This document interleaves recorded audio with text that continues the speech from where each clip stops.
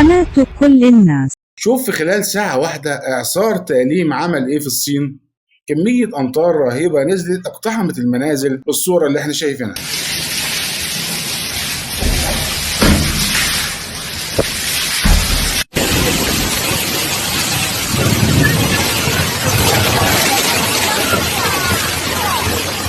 شوف قوة إعصار تأليم في مقاطعة قوانغ دونغ في الصين، الناس تقريبا بتطير من على الأرض.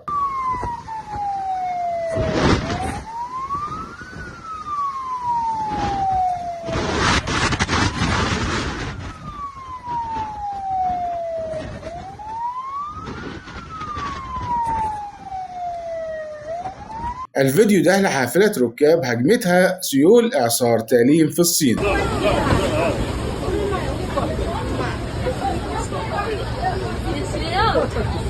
مدن تقريبا كاملة بتغرق في مقاطعة ويشي جيانغسو في الصين بسبب إعصار تأليم.